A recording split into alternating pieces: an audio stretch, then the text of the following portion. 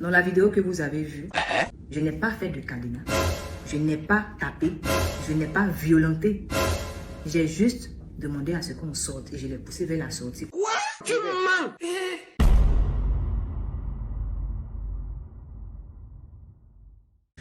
Personnage public ou influenceur et tout, c'est bien beau, mais on a droit aussi à une vie privée. Voilà, donc ce que vous avez vu sur les réseaux sociaux a été publié par des personnes mal intentionnées, voilà, qui ont voulu vous montrer, une image de moi qui n'est pas la vérité. Voilà, donc c'est sur ça que je voulais me prononcer ce soir. Dans la vidéo que vous avez vue, je suis une femme qui essaye de parler à son homme. Voilà, je suis une femme qui essaie de raisonner son homme par la parole. J'étais en train de demander à parler, à échanger. Je disais, je veux te parler, je veux te parler, je veux parler. Et à la limite même, je pensais que c'était devenu comme un jeu. Et je disais, c'est à ça que tu veux jouer, c'est à ça que tu veux jouer. Et pendant que moi, j'essayais tout bêtement, je dis bien, je pèse tout bêtement, de parler à quelqu'un que je considérais comme mon homme. Lui, il me traitait de femme violente. C'est parce qu'il disait, pourquoi tu me violentes alors que je ne l'avais même pas touché? Pourquoi tu me violentes, je ne veux pas te parler? Mais dites-moi, combien de femmes n'ont jamais essayé de raisonner leurs hommes quand il y a des histoires de couple? Combien de femmes n'ont jamais essayé de parler à leurs hommes quand il y a un problème? Plein de femmes le font. Quand il y a des histoires dans un couple, la femme peut essayer de raisonner celui qu'elle considère comme son homme. Et c'est ce que j'essayais de faire dans la première vidéo. Je n'ai pas dit, viens, on va se battre. Je n'ai pas dit, viens, on va se serrer le cou. Je n'ai pas dit, viens, on va se cadenas. Je n'ai pas dit, viens, on va s'agresser. J'ai dit que je veux qu'on parle. Et à la limite, même, je disais que je voulais qu'on parte manger. Je n'étais pas dans une position de combat. Je n'étais pas dans une position de blesser quelqu'un. Je voulais juste parler à quelqu'un que je considérais comme mon homme. Grande a été ma surprise quand j'ai constaté que mes efforts n'aboutissaient à rien. Parce que avant qu'on arrive là, c'était une bonne ambiance, tout allait bien. C'est vrai qu'on avait pris des décisions qui nous regardent, lui et moi, voilà. C'est privé. Entre nous, on avait arrêté quelque chose, ça reste privé. Mais on avait aussi décidé de se respecter. C'est dans ce respect qu'on était, jusqu'à ce qu'à un moment, tout change. Qu'il change de comportement, qu'il change de ton, qu'il change tout. On doit aller manger. Monsieur a changé complètement d'humeur. Et c'est ce que j'essayais de comprendre. On était avec son collaborateur, avec une personne dans la chambre. Pendant que j'essayais de lui parler, monsieur sort des paroles où il parle de notre intimité devant une tierce personne. Je me suis sentie humiliée. Je me suis sentie rabaissée. Je me suis sentie sale. Je me suis sentie vulgaire. Je me suis sentie mal. On ne parle pas à une femme de cette manière. Je ne suis même pas une femme que tu as soulevée comme ça un soir. Et même si encore c'était le cas, une femme, ça se respecte. Qu'elle soit prostituée, qu'elle soit une fille que tu as eue un soir, qu'elle soit une fan qui t'a aimé, une femme, ça se respecte. Et un homme se doit d'être galant.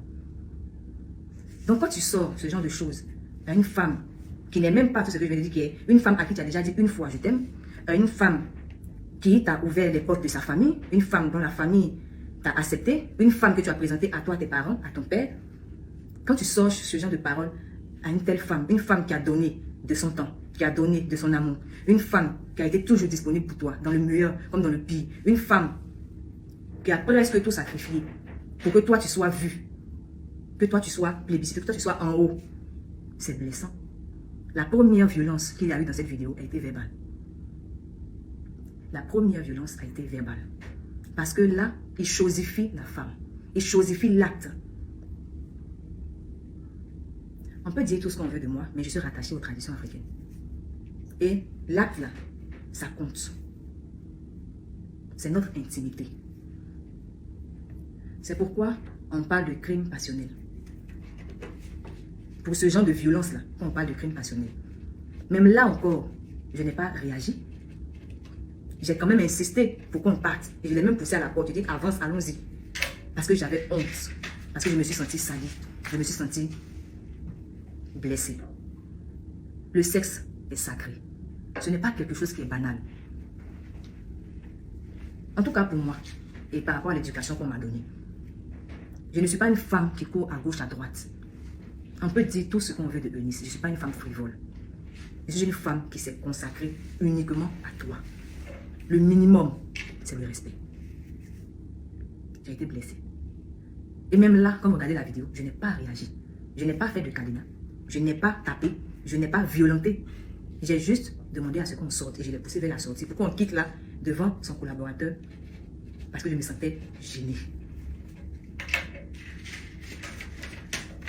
De la première vidéo à la deuxième vidéo, on ne vous dit pas ce qui s'est passé. Parce qu'on a filmé les parties qui devaient montrer une sale image de moi. Dans la deuxième vidéo, quand on me voit en train de taper sur mon ex-compagnon, ce n'est pas une action que je fais, c'est une réaction. Je ne sais pas si vous comprenez. Ce n'est pas une action que je suis en train de faire, c'est une réaction. Une réaction est différente d'une action. Une action, c'est-à-dire que moi-même je pense sur moi et puis j'ouvre les hostilités. Et dit que viens, on va se battre et on te tape. Une réaction, c'est quand on t'a tapé, c'est quand on t'a poussé à réagir. De la première vidéo où j'ai dit allons sortons, et puis on est arrivé à la deuxième vidéo, j'ai été agressée. Physiquement. Donc dans la deuxième vidéo, quand vous me voyez en train de taper et que je m'acharne, c'est une réaction. Et ce genre d'humiliation que vous avez vu, ce n'est pas la première humiliation que j'ai reçue de la part de mon ex-compagnon. Ce n'est pas la première humiliation. Mais ce jour-là, c'était l'humiliation de trop. Humiliation venant de lui, de ses suiveurs, de ses collaborateurs, de ses proches, des petites choses. Je les ai acceptées. Pas acceptées même, je les ai supportées. Pour ne pas que le problème arrive quelque part à une autre dimension. Parce que j'étais toujours dans l'esprit de protéger cet homme que je considérais comme mon homme.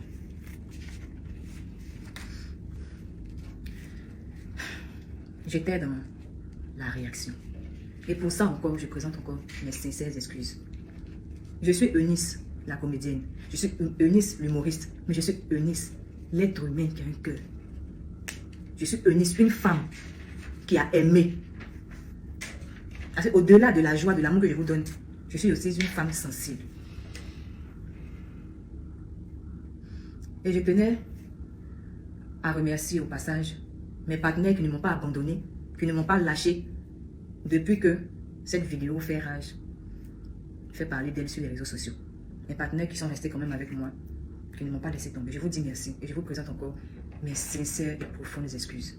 Si ça ne dépendait que de moi, jamais de la vie cette vidéo ou bien ma vie privée allait se retrouver sur les réseaux sociaux parce que j'ai vécu beaucoup de choses que j'ai toujours gardées sur moi. Parce que je me suis toujours dit que ça nous regarde. On pouvait venir sur les réseaux sociaux pour écrire des petits statuts à la volée là, et puis les gens pensent que c'est buzz. Faire ça, mais entrer en profondeur comme ça, nous présenter de cette manière, jamais de la vie, ça pouvait nous traverser l'esprit. Mais comme on dit qu'on ne peut jamais connaître les gens qui sont autour de nous, malheureusement pour nous, malheureusement pour moi, surtout, voici ce qui est aujourd'hui.